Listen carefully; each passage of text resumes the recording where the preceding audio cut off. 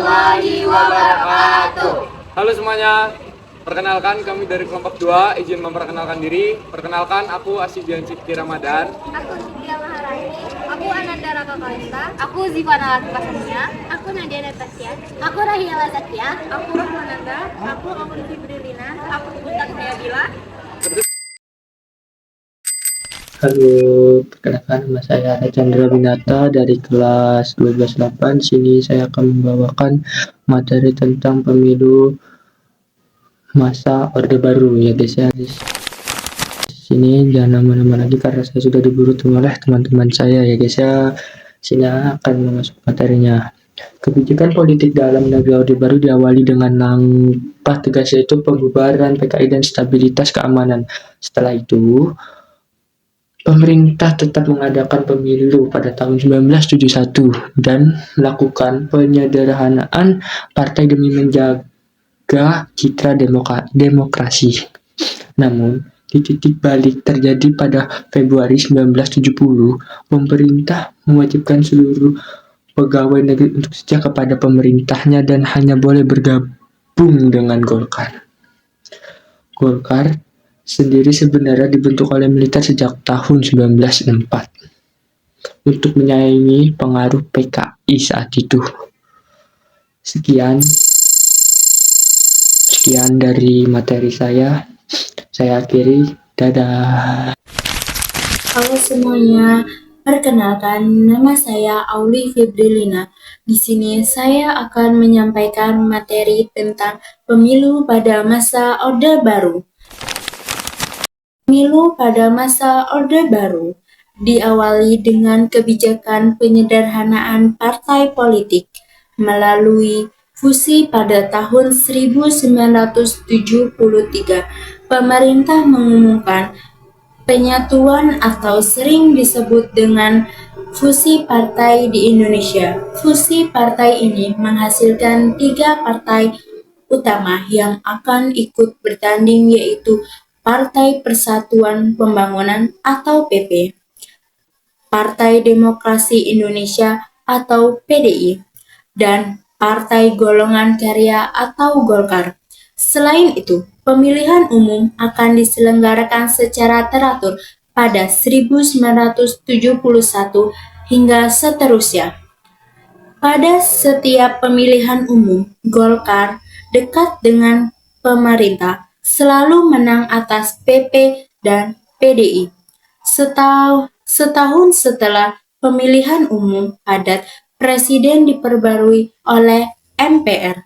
Pada bulan Maret 1973, MPR yang baru terbentuk bersidang dan kembali memilih Soeharto sebagai Presiden untuk kedua kalinya selama periode 5 tahun.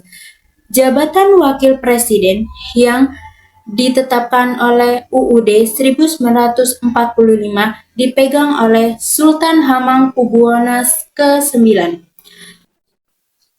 Pada pemilihan umum tahun 1997, Golongan Karya atau Golkar yang menjadi partai pendukung Soeharto kembali menjadi pemenang dengan memperoleh suara sangat signifikan, yakni sekitar 75% dukungan rakyat dipilih oleh 82.400 juta pemilih.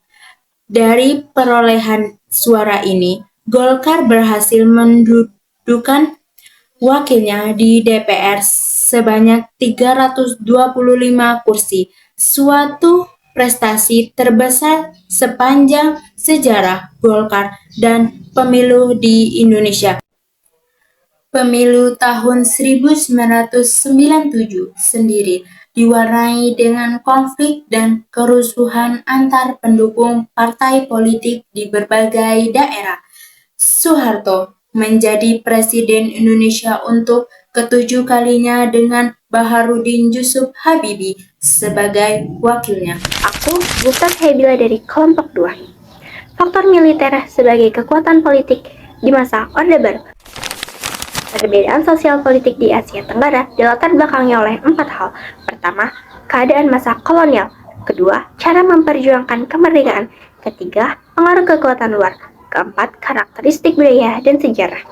Di negara berkembang, militer banyak terlibat dalam politik dan sering berkuasa melalui kudeta.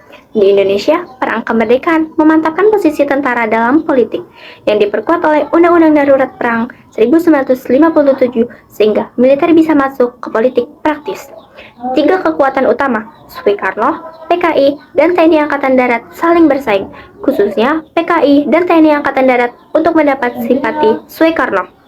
Perjuangan membebaskan Irian Barat menguntungkan TNI Angkatan Darat karena dapat menekan PKI, tetapi hal ini bertentangan dengan keinginan Soekarno untuk menjaga keseimbangan kekuasaan, sehingga peran besar militer dalam politik ini akhirnya mendorong lahir dan berkembangnya elit militer yang kuat pada masa Orde Baru. Sekian dari saya, terima kasih. Aku Nadia Natasha. Di sini aku akan menjelaskan tentang dui fungsi Angkatan Bersenjata Republik Indonesia. Salah satu ciri yang menonjol di kehidupan masa kini adalah dui fungsi ABRI. Maksudnya adalah ABRI memiliki peran ganda sebagai pertahanan dan kekuatan sosial politik. Akibatnya, banyak ABRI yang kemudian berkecimpung dalam dunia politik dan duduk di kursi fraksi MPR UU No. 20 tahun 1982. Tentang ketentuan pokok pertahanan keamanan dalam salah satu pasalnya menyebutkan bahwa angkatan bersenjata mempunyai fungsi sebagai kekuatan pertahanan keamanan sebagai kekuatan sosial. Dalam paradigma militer Indonesia telah lama dikembangkan konsep dui fungsi ABRI. Gagasan ini awalnya dilontarkan oleh Jenderal A.H. Nasution di era demokrasi terpimpin. Gagasan Nasution ini dikembangkan sesuai dengan kepentingan dan bersifat aplikatif yang dilakukan oleh Soeharto dengan dukungan kalangan perwira tinggi TNI. Sekian penjelasan dari saya ucapkan terima kasih. Masalah Irian Barat muncul karena pengakuan kedaulatan tahun 1949. Belanda masih mempertahankan wilayah tersebut. Sebelum itu, perkenalkan, nama saya Rahmananda. Saya di sini akan menjelaskan tentang penyelesaian masalah Irian Barat dan munculnya organisasi Papua Merdeka atau yang biasa kita sebut dengan sebutan OPM. Indonesia menempuh berbagai cara untuk merebut kembali Irian Barat, hingga mulai dari diplomasi politik, konfrontasi politik, hingga operasi militer. Puncaknya terjadi melalui perjanjian New York tahun 1962 yang mengatur penyerahan Irian Barat kepada Indonesia melalui PBB. Lalu dilaksanakan penentuan pendapat rakyat atau bisa disebut dengan PAPERA tahun 1969 yang menyatakan Irian Barat resmi menjadi bagian dari Indonesia. Namun, sebagian masyarakat Papua menolak hasil PAPERA karena dianggap tidak mewakili seluruh rakyat Papua. Penolakan ini melahirkan gerakan separatis bernama Organisasi Papua Merdeka atau OPM pada pertengahan 1960-an. OPM menuntut kemerdekaan Papua dan melakukan perlawanan terhadap pemerintah Indonesia, baik secara politik maupun bersenjata. Hingga kini, konflik melalui pendekatan keamanan, dialog, dan pembangunan kesejahteraan di Papua. Sekian yang dapat saya jelaskan. Terima kasih. Halo semuanya, saya Zivana. Saya di sini ingin menjelaskan materi tentang narapidana politik. Pada tahun 1969, otoritas militer memulai proyek pemukiman di Pulau Buru untuk pertahanan politik. Mereka dibagi dalam 3 kelompok yang menunjukkan tingkat keterlibatan mereka dalam usaha kudeta G30S tahun 1965. Kategori A adalah orang keterlibatannya secara langsung, kategori B adalah orang keterlibatannya secara tidak langsung, dan kategori C adalah orang keterlibatannya di bawah kategori B.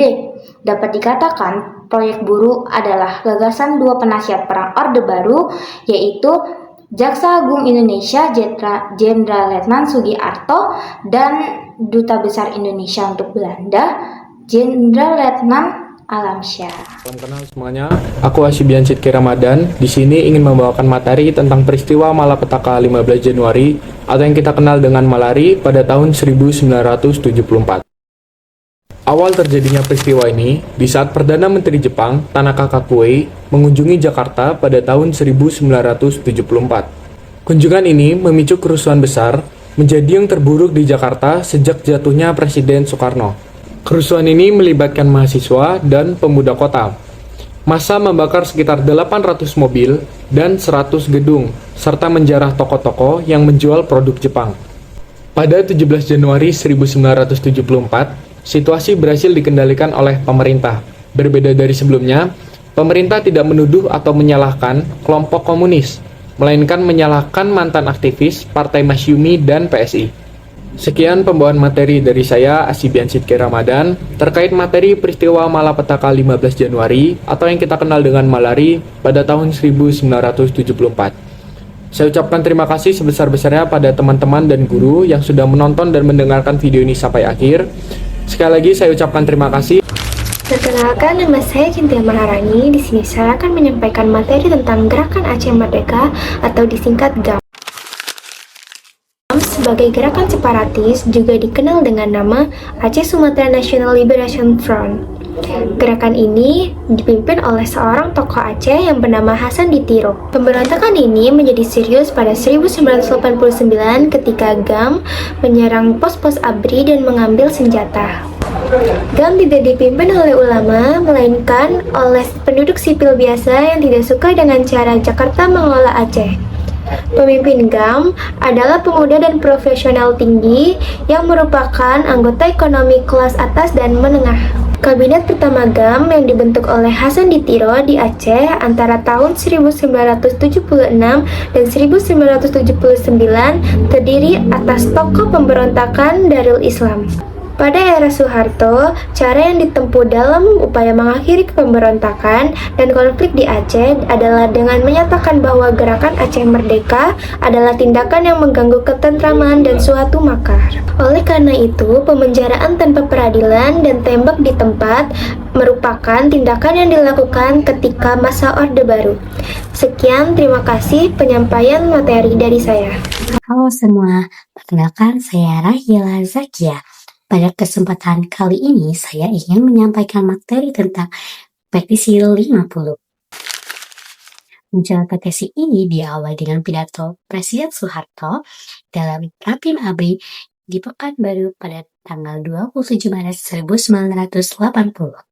Pada pidatonya, ia menyampaikan bahwa meskipun Pancasila dan Undang-Undang Dasar dapat diubah, ABRI tidak ingin melakukannya, sebab itu sudah merupakan janji prajurit yang tertuang dalam Sabta Marga.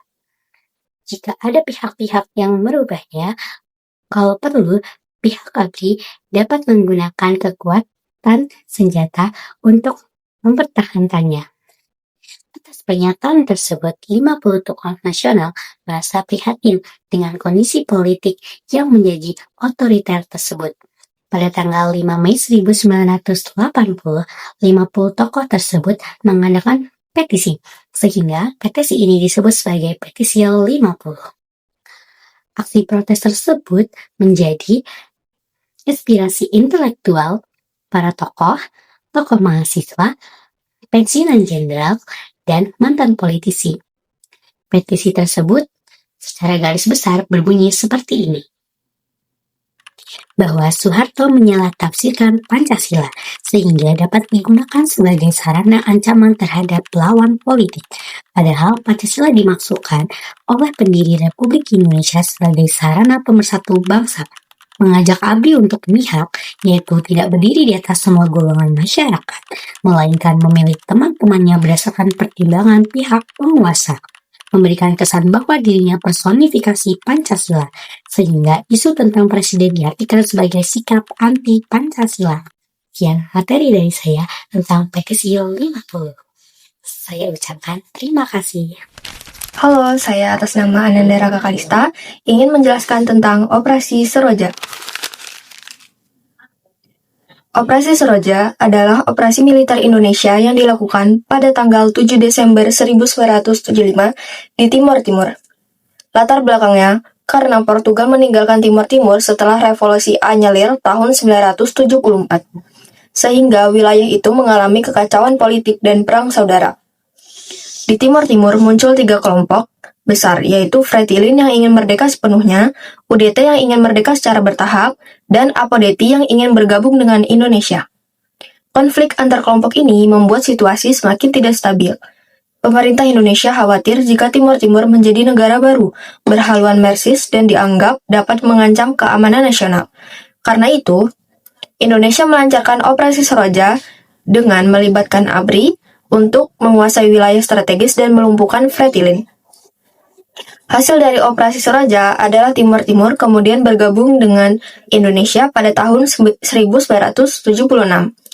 Ditetapkan sebagai provinsi ke-27, namun operasi ini juga menimbulkan konflik berkepanjangan dan masalah kemanusiaan yang akhirnya berujung pada referendum tahun 1999, di mana Timur Timur memilih merdeka dan menjadi negara Timor Leste. Sekian penyampaian dari saya, terima kasih. Sekian video penyampaian materi dari kelompok 2. Kami ucapkan terima kasih yang sudah menonton. Wassalamualaikum warahmatullahi wabarakatuh.